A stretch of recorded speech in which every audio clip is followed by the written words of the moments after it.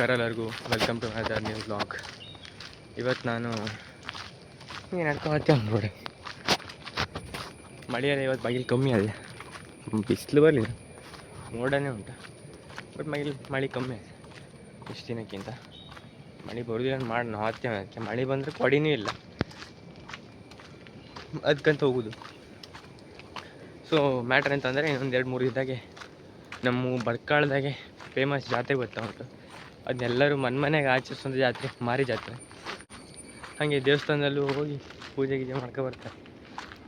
ನಂಗೆ ಇದು ಮಾರಿ ಜಾತ್ರೆ ಬಗ್ಗೆ ಜಾಸ್ತಿ ಏನು ಗೊತ್ತಿಲ್ಲ, ಬಟ್ ನಂಗೆ ಗೊತ್ತಿರೋಷ್ಟು ಹೇಳ್ತೆ ಕೇಳಿ. ಅಂದರೆ ನಮ್ಮ ಅಮ್ಮನ ಅಪ್ಪ ಅವಾಗೇನೋ ಸಣ್ಣಕ್ಕೆ ಒಂದು 20 ವರ್ಷ ಇದ್ರೇನೋ ಮೋಸ್ಟ್ಲಿ. ಆವಾಗ ಅವ್ರದ್ದೆಲ್ಲ ಗದ್ದೆ ಇತ್ತಲ್ಲ, ಸೊ ಅವರು ಆ ಗದ್ದೆಯಲ್ಲಿ ಕೆಲಸ ಮಾಡ್ಕೊಂಡು ಸಂಜೆ ಬಂದಿದ್ರಂತೆ. ಸಂಜೆ ಬಂದ್ಕೊಂಡು ಮನೆ ಹತ್ರ ಊಟನೂ ಮಾಡಿಲ್ಲ ಆಯ್ತು, ಹೀಗೆ ಕೂತ್ಕೊಂಡಿದ್ರಂತೆ ಮಾತಾಡ್ತಿ. ಮೊದಲೆಲ್ಲ ಸಣ್ಣಕಿದಂಗೆ ಮದುವೆ ಮಾಡ್ತಿದ್ರಲ್ಲ, ಸೊ ಅವ್ರ ಹೆಂಡ್ತಿನೂ ಇತ್ತಂತೆ. ಅಂದರೆ ಅವ್ರ ಹೆಂಡ್ತಿ ಅಂತ ನಮ್ಮ ಅಜ್ಜಿದ ಅಮ್ಮ ಇತ್ತು. ಅದು ಊಟ ಬಟ್ಟು ರೆಡಿ ಮಾಡ್ತಿದ್ರಂತೆ. ಸೊ ಅಷ್ಟೊತ್ತಿಗೆ ಇವರಿಗೆ ನಮ್ಮೂರು ಕರಿಕಲ್ ಸೈಡಿಂದ ಒಂದು ಕೂಗು ಕೇಳಿಸ್ತಂತೆ. ಅದು ಆ ಮಾರಿ ಹೊತ್ಕೊ ಬರ್ತಿರೋರಾಗಿದೆ. ಎಂಥ ಮ್ಯಾಟ್ರ್ ಅಂತಂದರೆ, ಮೊದಲೆಲ್ಲ ನೈಟ್ ಟೈಮಲ್ಲೇ ಮಾರಿ ಮುಚ್ಕೊಯ್ತಿರಂತೆ. ಆ ದಿನ ಫುಲ್ ಕಪ್ಪಂತೆ, ಅಂತ ಕಾಣಿಸ್ತಾನೆ ಇರಲಿಲ್ಲ ಅಂತ. ಆ ಟೈಮಲ್ಲಿ ಅದಕ್ಕೆ ಅವ್ರು ಕೂಗಿದಂತೆ, ನಮ್ಮ ಅಜ್ಜನ ಹೆಸರು ತಿಮ್ಮಯ್ಯನ. ಸೊ ತಿಮ್ಮಯ್ಯ ಸೂಡಿ ತಗೋಬಾರ ಅಂತ ಕೂಗಿದ್ರಂತೆ. ಹಂಗೆ ಹೇಳಿ ಕರೆದ್ರಂತೆ. ಸೊ ನಮ್ಮ ಅಜ್ಜ ಫಸ್ಟ್ ಕೇಳಿಸಿಲ್ಲ ಅಂತ, ಒಂದು ಸುಮಾರು ಹೊತ್ತಾದ್ಮೇಲೆ ಕೇಳಿಸ್ತಂತ. ಸೊ ಅವರು ಹಾಗೆ ಬೆಳಗ್ಗೆ ತಗೋದಂತೆ. ಅಂದರೆ ಕೈಯಲ್ಲೊಂದು ಮತ್ತೆ ಸೂಡಿ ಅಂದರೆ ಗೊತ್ತಲ್ಲ. ಸೊ ಸೂಡಿ ಅಂದರೆ ಈ ಮರದ ಚೊಗೆ ಬರ್ತವೆ, ಮರದ ಎಲೆಗಳು, ತೆಂಗಿನ ಮರದ ಎಲೆಗಳು ಇರ್ತವೆ. ಅದನ್ನ ಒಣಸಿ ಸುತ್ಕೊಂಡು ಅದಕ್ಕೆ ಬೆಂಕಿ ಹಚ್ಕೊಂಡು ತಗೋಯ್ತೀರಿ ಎಲ್ಲರೂ ಹೋಗೋದು. ಮೊದಲು ಈ ಲ್ಯಾಂಪು ಲೈಟೆಲ್ಲ ಟಾರ್ಚಲ್ಲಿ ಇರಲಾಗಿತ್ತು ಮೊದಲೆಲ್ಲ, ಹೀಗೆ ಮಾಡ್ತಿದ್ರು. ಆವಾಗ ಕೇಳಿದ್ರು ಕೂಡ ಪಟ್ಟ ರೆಡಿ ಮಾಡ್ಕೊಂಡು ತಗೋ ಹೋದ್ರಂತೆ. ಹಂಗೆ ತಗೋ ಹೋದಂಗಿಂದ ತಗೋ ಹೋಗಿ ಮಾರಿಗೆ ದಾರಿ ತೋರಿಸಿ ಸಮುದ್ರಕ್ಕೆ ಕರ್ಕೊಂಡೋಗಿ ಇದು ಮಾಡಿದ್ರಂತೆ ಅಂತ, ವಿಸರ್ಜನೆ ಮಾಡಿದ್ರಂತೆ. ಆಗಿನಿಂದ ಆ ಸೂಡಿ ತಗೋ ಪದ್ಧತಿನ ನಮ್ಮ ಕುಟುಂಬದವರೇ ಮುಂದುವರ್ಸ್ಕೊಂತ ಹೋಗ್ತಾರೆ.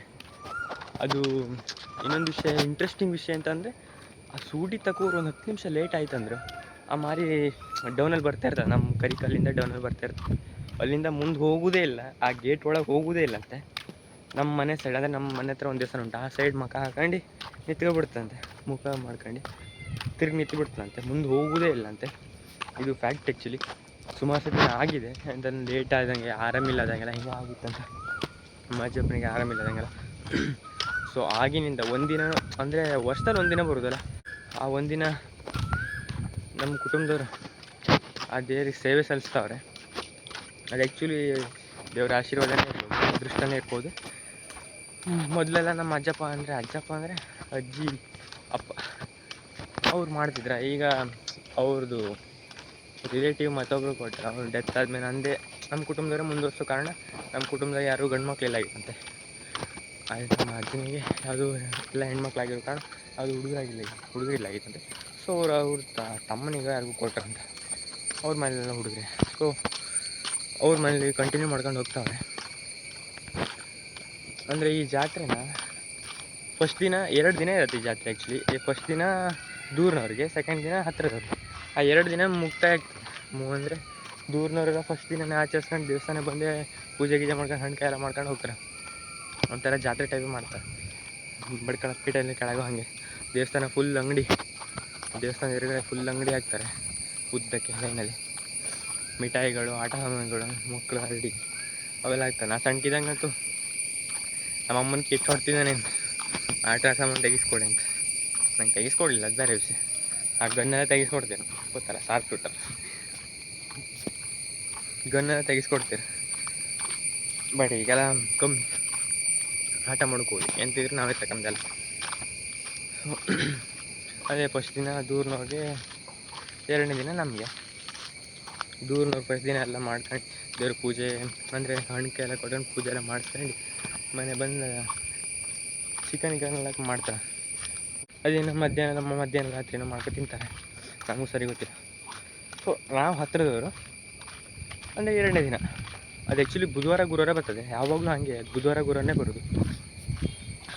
ಈಗಿಂದಲ್ಲ, ಮೊದಲಿಂದನೂ ಬುಧವಾರ ಗುರುವಾರನೇ ಬರ್ತಾ ಉಂಟು. ಅಂದರೆ ಅದೇ ಥರ ಸೆಟ್ ಮಾಡ್ತಾರೆ ಅವರು,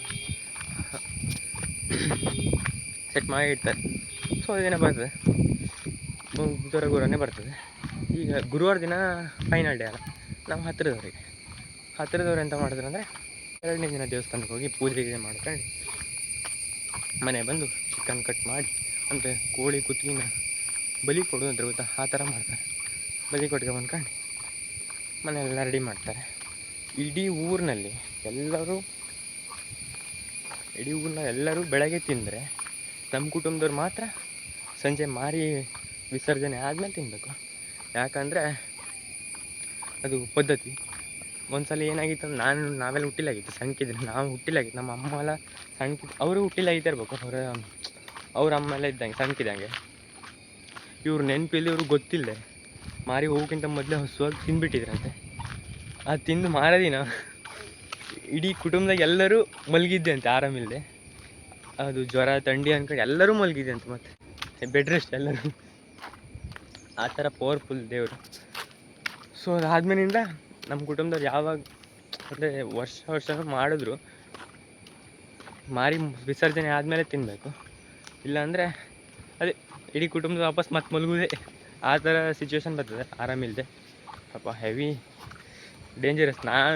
ಇದು ಈ ಸ್ಟೋರಿನಲ್ಲಿ ನಂಗೆ ಸಣ್ಣಕ್ಕೆ ನಮ್ಮ ಅಮ್ಮ ಹೇಳ್ದಂಗೆ ನಂಗಂತೂ ಹೆದರಿಕೆ.